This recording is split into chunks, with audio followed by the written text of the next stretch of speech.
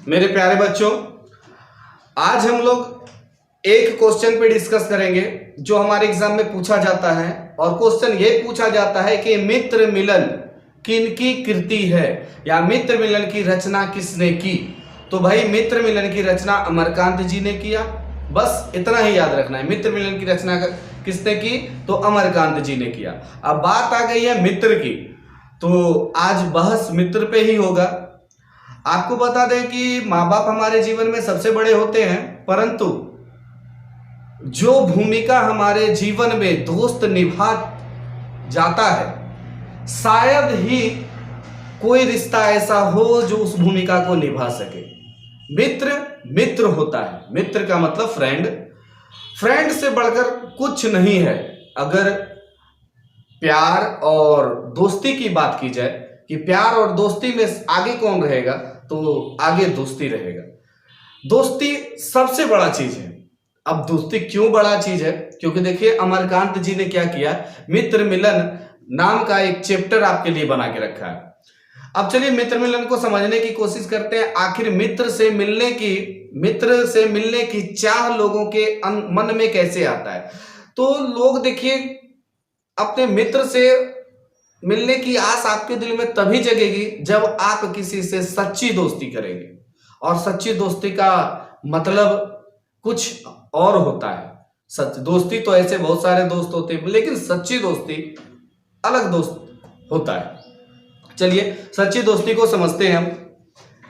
इस चैप्टर मित्र मिलन को लिखने वाले अमरकांत जी हैं। और अमरकांत जी का कहना है कि जो मित्र होता है, मित्र जो होता है वो हमारे बचपन के दिनों को सोना बना देता है। सोना, सोना धातु। कहने का मतलब जो सच्चे मित्र होते हैं वो आपके बचपन के जीवन को सोना बना देंगे। मतलब सोना की तरह आपका जीवन, बचपन का जीवन चमकता रहेगा अगर सच्चे दोस्त हुए तो। दूसरी बात, बाल्यकाल से नव यौवन तक, बाल्यकाल से नव यौवन तक मतलब बचपन के काल से जब तक हम जवान नहीं हो जाते, नवयुवक नहीं हो जाते, तब तक वो मित्र आपके साथ रहता है। परंतु सभी के साथ ऐसा होता है, नवयुवक होने के बाद उनकी शादियां होती है, लोग अपने अपने कामों में व्यस्त हो जाते हैं, मित्र एक दूसरे से दूर हो जाते हैं।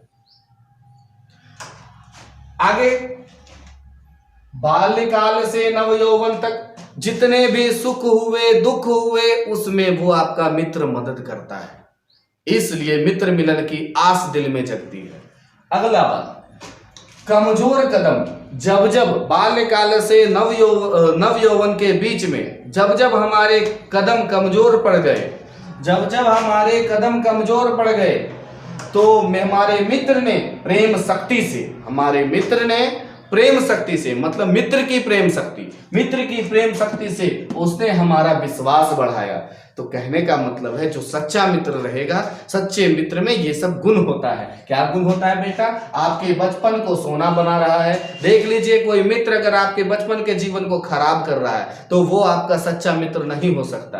अगर आपके बचपन को सोना बना रहा है तो समझिए वो आपका सच्चा मित्र है। दूसरी बात, बाल्यकाल से नव यौवन तक अगर सुख दुख में आपका साथ देता है तो समझिए वो आपका अच्छा मित्र है। उसके बाद जब जब आपके कमजोर कदम हो जाए, जब जब कदम आपके लड़खड़ाए जीवन के क्षेत्र में और वो आपका मित्र, सच्चा मित्र अपने मित्र प्रेम से आपका विश्वास बढ़ाए, तब समझिए वो मेरा सच्चा मित्र है। और ऐसे मित्र अगर आपके जीवन में, सबके जीवन में होते, हमारे जीवन में भी है, तो अगर आपके जीवन में ऐसे कोई मित्र हो तो बस बचपन के पल और बचपन, पूरा बचपन बस हम याद करते रहते हैं और उसी याद का सहारा करके हम लोग जीते रहते हैं।